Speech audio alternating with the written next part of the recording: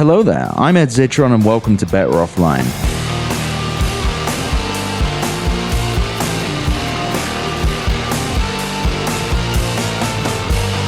Better Offline.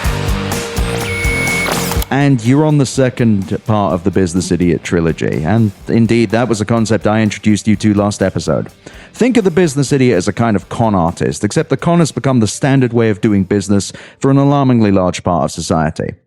The business idiot is the manager that doesn't seem to do anything but keeps getting promoted, and the CEO of a public company that says boring, specious nonsense about artificial intelligence. They're the tenured professor that you wish would die, the administrator whose only job appears to be opening and closing the laptop, and the consultant that can come up with a million reasons to charge you more money, yet not one metric to judge their success by. Also the marketing executive that's worked exactly 3 years at every major cloud player but does not appear to have done anything. And of course the investor that invests based on founders but really means guys that look and sound exactly like me. These people are present throughout the private and public sector and our governments too, and they paradoxically do nothing of substance, but somehow damage everything that they touch. This isn't to say our public and private sector is entirely useless, just that these people have poisoned so many parts of our power structure that avoiding them is entirely impossible. Our economy is oriented around them, made easier and more illogical for their benefit, because their literal only goal in life has been to take and use power and help others who feel the same. The business idiot is also an authoritarian and will do whatever they need to, including harming the institution that they work for or those closest to them, like their co-workers or their community, as a means of avoiding true accountability or responsibility.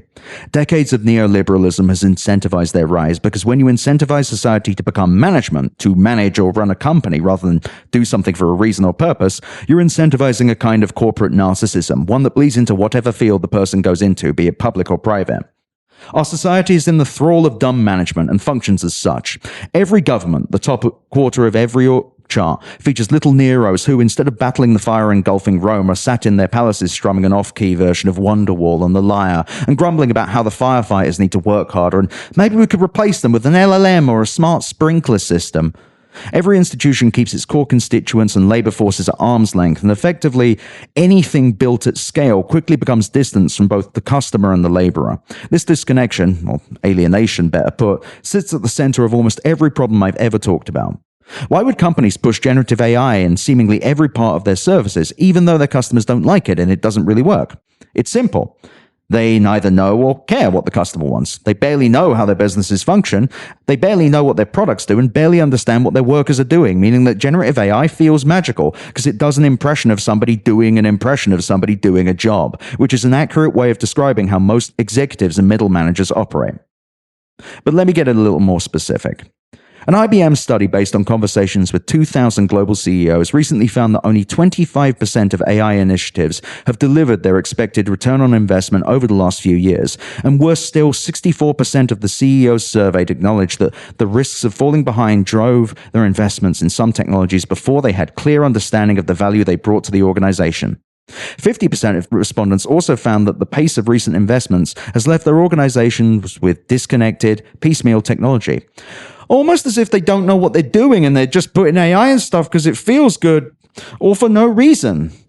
Johnson & Johnson recently decided to shift from a broad generative AI experimentation to a focused approach on high-value use cases, I quote from the Wall Street Journal, adding that only 10 to 15% of use cases were driving about 80% of the value. Pareto principle, MVP, baby.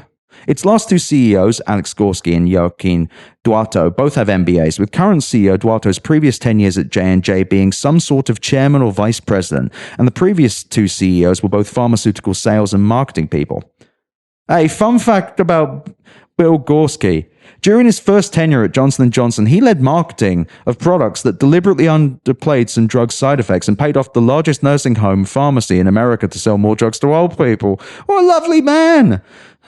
The term executive loosely refers to a person who moves around numbers and hopes for the best.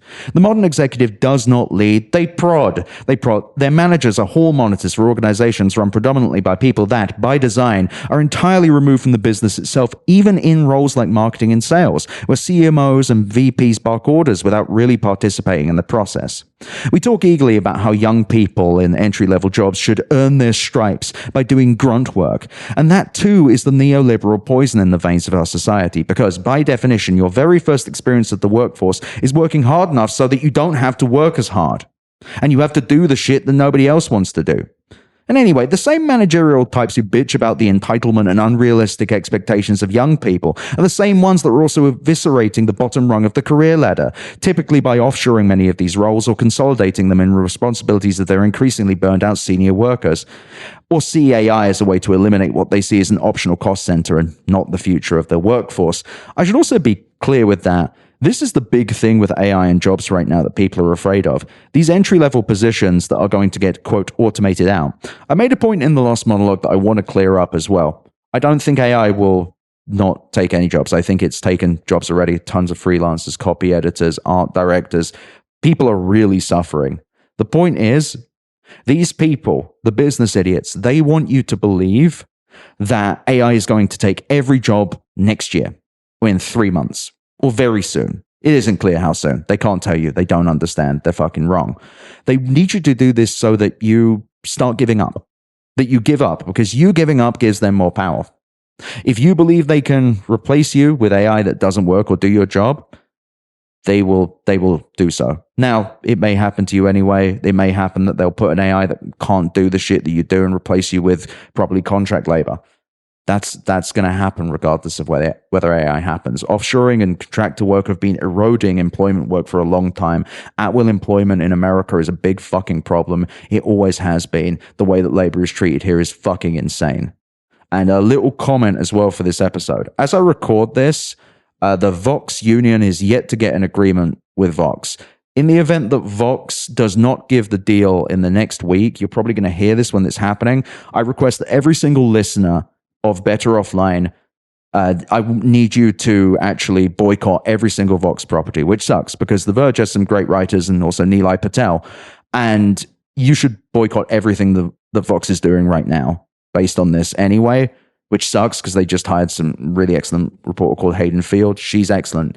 The writers are the ones who are the victims here. The power structure of Vox is not giving them a fair deal. Solidarity with Vox. Do not fucking click their websites unless that deal gets done. Anyway, moving on. One of my favorite things that really fucking pissed me off was quiet quitting. It was something that they berated people for in 2022. And it's this ghastly euphemism for doing the job as specified in your employment agreement. Because journalism is enthralled by the management class, and because the management class has so thoroughly rewritten the concept of what labor means that people got called lazy for doing their jobs. And this is because the middle manager brain doesn't see a worker as somebody hired and paid for a job, but as a kind of an asset that must provide a return.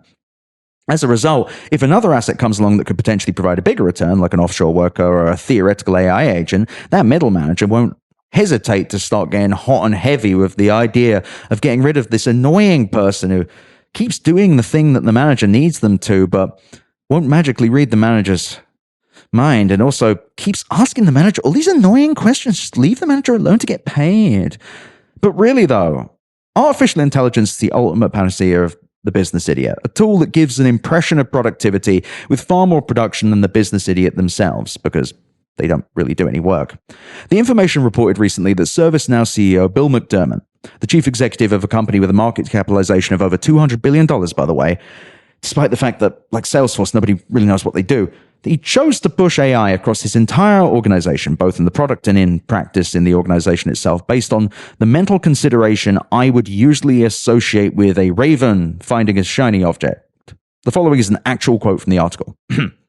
When ChatGPT debuted in November 2020, McDermott joined his executives around a boardroom table, and they played with the chatbot together. From there, he made a quick decision. And this is a guy's voice. Bill's like, let me make it clear to everybody here. Everything you do, AI, recalled Zitron, the ServiceNow vice chair. To begin a customer meeting on AI, McDermott has asked his salespeople to do what amounts to their best impression of him. Hi, I'm Bill McDermott. Ooh, I'm a fucking idiot. Anyway, present AI not as a matter of bots or databases, but in grand-sounding terms like business transformation.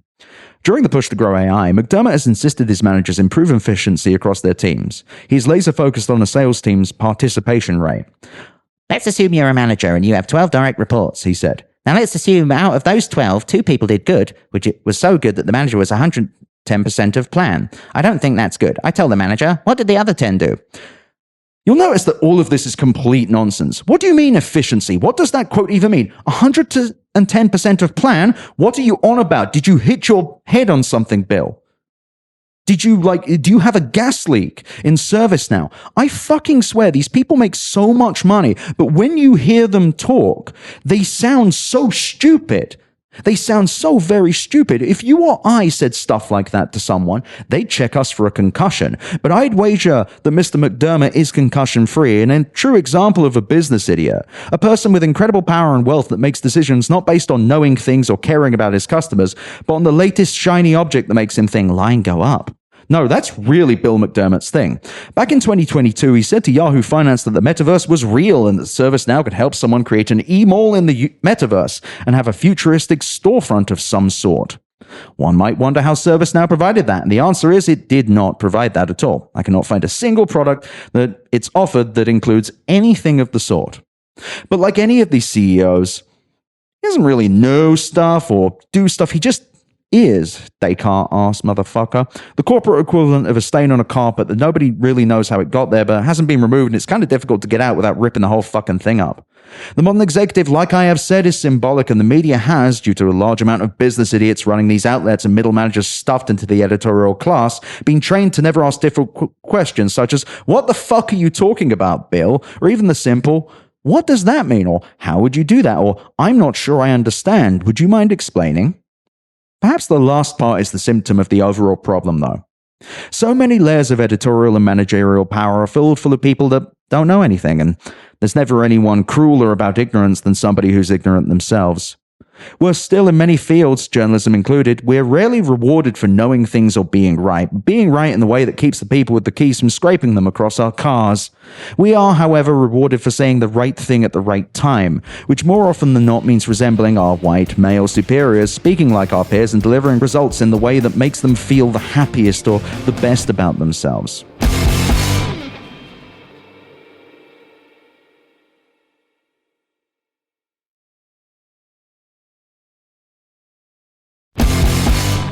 Now, a great example of our vibes-based society was back in October 2021, where a Washington Post article written by two Harvard professors rallied against remote work by citing a Microsoft-funded anti-remote work study and quoting an 130-year-old economist called Alfred Marshall about how, and I quote, workers gather in dense clusters, ignoring the fact that Marshall was so racist that they've written academic papers about him, and also ignoring how excited he was about eugenics or the fact that he was writing about fucking factories.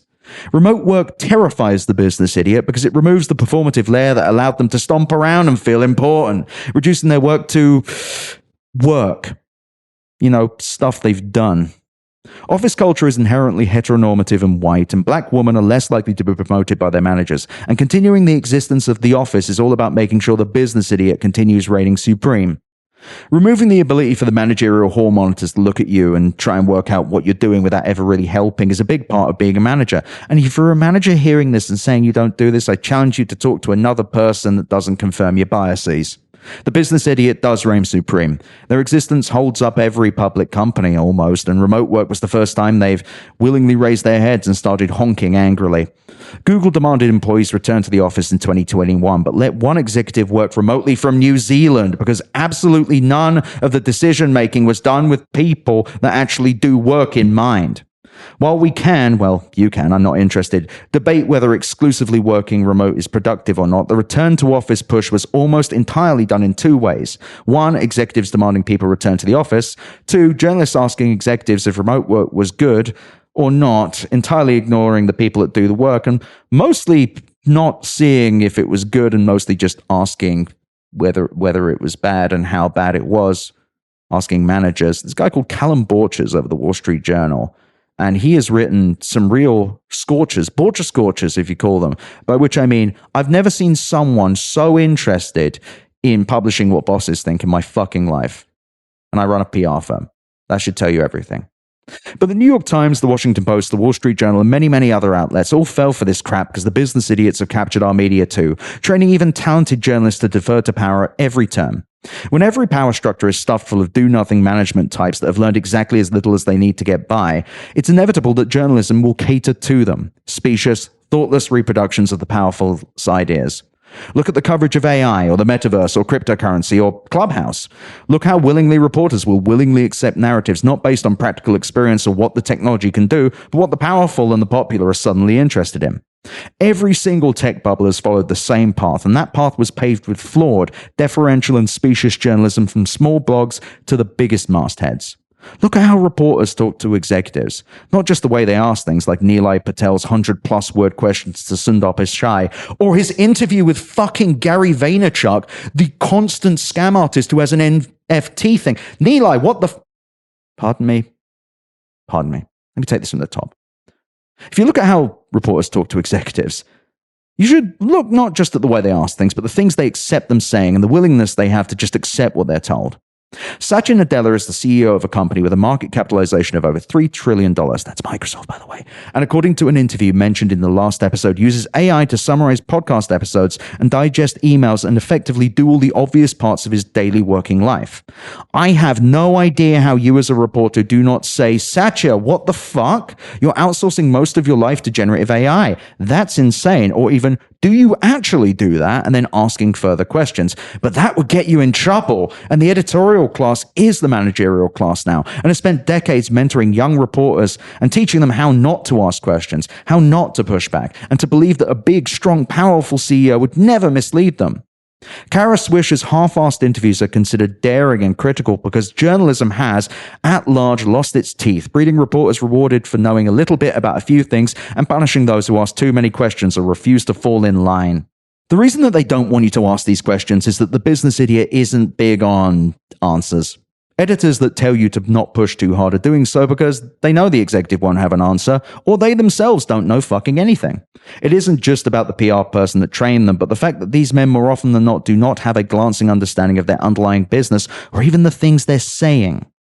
Yet in the same way that business idiots penetrated every other part of society, they eventually have found their way to journalism. While we can and should scream at the disconnected idiots that ran Vice into the ground, the problem is everywhere.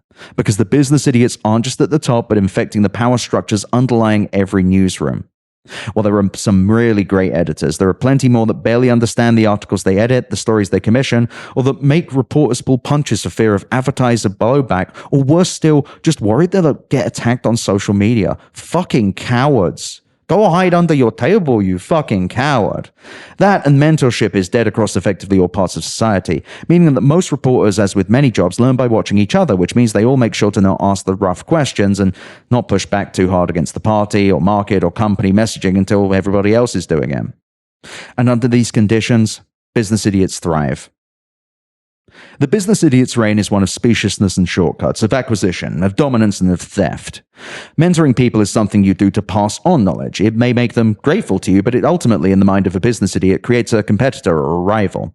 Investing in talent or worker conditions, or even really work itself, would require you to know what you're talking about, or actually do work, which doesn't really make sense when you're talking to a worker who should be doing it for you. And they're the ones that are meant to work, right? You're there to manage them. Yet they keep talking back, asking questions about the work you want them to do, asking you to step in and help on something.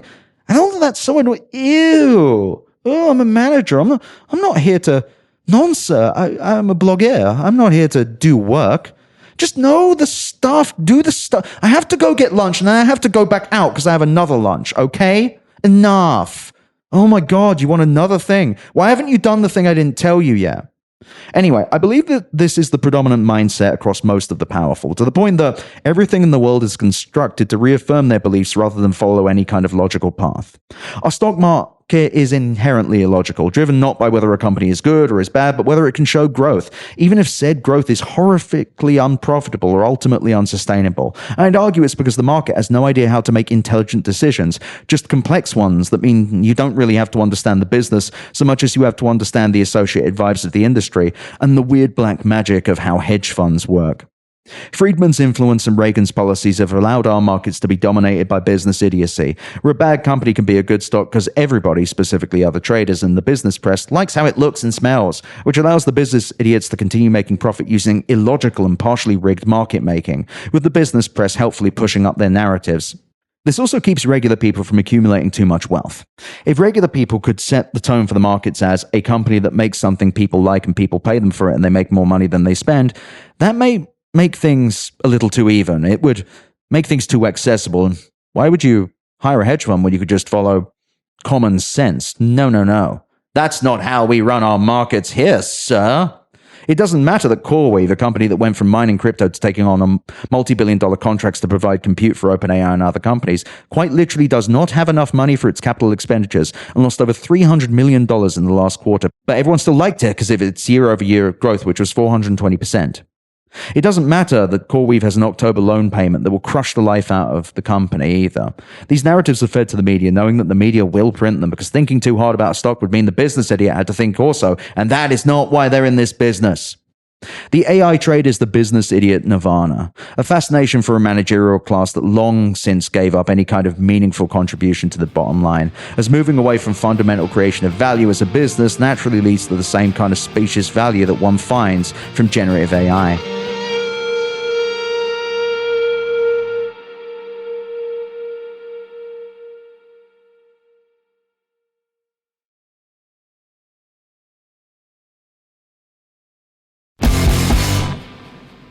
Not even saying there's no returns from generative AI or that LLMs don't do anything, or even that there's no possible commercial use case for them. They just don't do enough, almost by design, and we're watching companies desperately try and contort them into something, anything that might work, pretending so fucking hard they'll stake their entire futures on the idea, screaming, just fucking work, will ya? Agent Force doesn't make any money. It sucks. But goddamn, is Marky Mark Benioff going to make you bear witness? Does it matter that Agent Force barely makes Salesforce any money? No, because Benioff and Salesforce have got rich selling to fellow business idiots who would then shove Salesforce into their organization without thinking about who would use it or how they'd use it, other than in most general purposes, which they can barely explain anyway. Agent Force was and is a fundamentally boring and insane product, charging right now $2 a conversation for a chatbot that, to quote the information, provides customers with, and I quote, incorrect answers, AI hallucinations, while testing how the software handles customer service queries. I should also add I've heard rumblings that Salesforce will actually be changing to a different model now because the $2 a conversation one has really not been working for them. I also don't think the new one is going to work either. But generative AI, this shit is catnip to the business idiot, because the business idiot really, ideally, never has to deal with work, workers, or customers. Generative AI doesn't do enough to actually help us be better at our jobs, but it gives a good enough impression of something useful so that it can convince someone really stupid that doesn't understand what you do that they don't need you sometimes. A generative output is a kind of generic, soulless version of a production, one that resembles exactly how a know-nothing executive or manager would summarize your work. OpenAI's deep research wows professional business idiot Ezra Klein, and I'll link to his shitty fucking article in the show notes, because he doesn't seem to realize that part of research is the research itself, not just the output. As you learn about stuff, as you research a topic and you come to a conclusion, you search for things, and you don't just go, I have enough research now. You kind of like dig in and you learn things, and then you come to something called a conclusion. This is what you would know if you did work. But back to AI, the concept of an agent you've sure heard about is the erotic dream of the managerial sect. It's a worker that they can personally command to generate product that they say is their own, all without having to know or do anything other than the bare minimum of keeping up appearances, which is the entirety of the business idiot's resume. I should also add the other term for this is slave. And it's something that everyone's fucking dancing around. And the reason the AGI people, Kevin Roos included, don't want to talk about what the actual consequences of conscious AI, which is fictional by the way, are, is because what people are describing with AGI is a form of slavery. If this thing is conscious, it means that we are enslaving a conscious being to do our bidding. That's called slavery. And we're not going to get AGI from these freaks. But I think the next person that interviews Wario Amadei or Sam Altman or Satya Nadella and they bring up agents, they should bring up AGI and say, what do you think of AGI? Get him talking about it, and then say, so this conscious creation, they say yes, and you say, this conscious creation that you own, yes, so you own the conscious creation, yes, I own the agent, great. So you own slaves, and just see what they do. Because that really is it. I feel like every AGI conversation really, this is what they don't want to talk about, because they're describing, how do we make a digital slave? And they're afraid of that language because they know the shitstorm that would come, which is why I think everyone needs to start calling it that. It is slavery. That's what they're trying to do.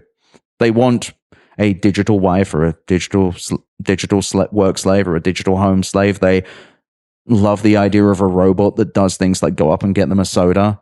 And I drink like 11 Diet Cokes a day. I can get up and do it myself. I'm not fucking stupid or lazy. But I think it's important. This is such a tangent as well. But I'm glad I said it. But back to the thing. As far as the business idiot career goes, though, they've mostly built it on only knowing exactly enough to get by. And they don't dig into what large language models can actually do other than hammering away at ChatGPT and saying, we must put this in everything. Everything must have AI now. Yet the real problem is that for every business idiot selling a product, there are many more that will buy it, which has worked in the past for software as a service or SaaS companies that grew fat and happy, hawking giant annual contracts and continual upsells because CIOs and CTOs, that's Chief Information Officer and Chief Technology Officers, work for business idiot CEOs that demand that they put AI in everything now, a nonsensical and desperate remit that's part of the growth lust and part ignorance, born of the fear that one gets when they're out of their depth and want to follow everyone else and how they're honking. Look at every single institution installing some kind of ChatGPT integration, and then look for the business idiot. Perhaps it's the Cal State University Chancellor Mildred Garcia who claimed that giving everybody a ChatGPT subscription would elevate students' educational experiences across all fields of study, empower its faculty's teaching and research, and help provide the highly educated workforce that will drive California's future AI-driven economy. Which is a nonsensical series of words to justify a $16.9 million a year single-vendor no-bid contract to a product that is best known as either a shitty search engine or a way for college students to cheat. And I think that actually tons of teachers listen to this. Sorry for how much that paragraph pissed you off. In some ways, by the way, Sam Altman is also the business idiot's antichrist. He takes advantage of a society where the powerful rarely know much other than what they want to control or dominate. ChatGPT and other AI tools are, for the most part, sold based on what they might do in the future to people that will never really use them. And Altman has done well to manipulate, pester, and terrify those in power with the idea that they might miss out on something. Does anyone know what it is? No, they don't. Because the powerful are business idiots too, willing to accept anything that somebody brings along that makes them feel good, or bad in a way that they can make headlines with. In any case, Altman's whole Sloppenheimer motif has worked wonders on the business idiots in the markets and global governments that fear what AI could do, even if they can't really define artificial intelligence or what it could do or what it is they're scared of it doing. The fear of China's rise in AI is one particularly based on xenophobia, but also based on the fact that China has their own business idiots willing to shovel hundreds of millions of dollars into data centers, which are, according to some stories, not being used over there. Is that good? Anyway, generative AI has created a reckoning between the business idiot and the rest of society. Its forced adoption and proliferation providing a meager return for the massive investment of capital and the revulsion it causes in many people. Not just in the business idiot's excitement in replacing them, but how wrong the business idiot is. While there are people that dick around with ChatGPT, years since it launched, we still can't find a clean way to say what it does and why it matters other than the fact that everybody agreed it did, and a lot of people are putting a lot of money into things that look like it. The media, now piloted by business idiots, has found itself declawed, its reporters unprepared, unwilling and unsupported, the backbone torn out of most newsrooms for fear that they're being too critical, and that doing so is somehow not being objective, despite the fact that what you choose to cover objectively is still subjective. Reporters still, to this day, as these companies burn hundreds of billions of dollars to make an industry the size of the mobile free-to-play gaming industry, refuse to say things that bluntly, because the cost of inference is coming down and these companies have some of the smartest people in the world. They ignore the truth that sits in front of them, that the combined annual recurring revenue of the information's comprehensive database of every single generative AI company is less than $10 billion, or $4 billion if you remove Anthropic and OpenAI.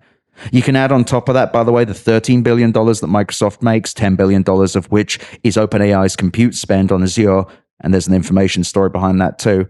It's so small, man. It's so small. The revenue is so small. I cannot get over how small it is. But ChatGPT's popularity is the ultimate business idiot success story. It's the fastest growing product in Silicon Valley history that didn't grow because it was super useful or good at anything or able to do a specific thing, but because it could do a lot of fake things and because the media is controlled by business idiots who decided it was the next big thing and started talking about it non-stop since November 2022, guaranteeing that everybody would try it. And even to this day, even if the company can't really explain what it is you're meant to use it for, everybody still acts super impressed. Much like the business idiot themselves, ChatGPT doesn't need to do anything specific. It just needs to make the right sounds at the right times to impress people that barely care what it does other than the fact it makes them feel forward-looking, trailblazing, and futuristic. Real people, regular people, not business idiots, not middle managers, not executives, not coaches, not MBAs, not CEOs, not Kevin Roos, not Nilay Patel, have seen this for what it was early and often, but real people are seldom the ones with the keys in the media. Even the people writing good stuff regularly fails to directly and clearly say what's going on. The media is scared of doing the wrong thing, of getting in trouble with someone for misquoting them or misreading what they said, and in a society where in-depth knowledge is subordinate to knowing enough catchphrases, the fight often doesn't feel worth it, even with an editor's blessing, and frankly, I don't believe that most outlets give their writers any backing.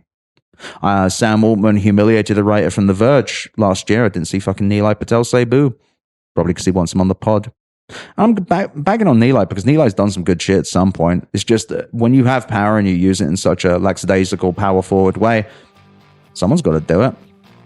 You know, I wanted to wrap this up into a nice two-parter. That was the original plan. I couldn't do it. It's not going to happen. But this next one's going to be fun. The third part's going to be a laugh. It's going to give you some hope. And we'll both enjoy being pissy about something together. And this next episode will truly wrap this up. And I really appreciate you for listening to our first 3-part episode.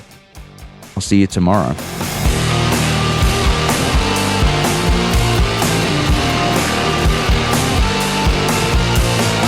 Thank you for listening to Better Offline. The editor and composer of the Better Offline theme song is Matt Osowski. You can check out more of his music and audio projects at matosowski.com. MATTOSOWSKI.com. You can email me at easy@betteroffline.com or visit betteroffline.com to find more podcast links and, of course, my newsletter. I also really recommend you go to chat.wheresyoured.at to visit the Discord and go to r/betteroffline to check out our Reddit. Thank you so much for listening. Better Offline is a production of Cool Zone Media. For more from Cool Zone Media, visit our website, coolzonemedia.com, or check us out on the iHeart Radio app, Apple Podcasts, or wherever you get your podcasts.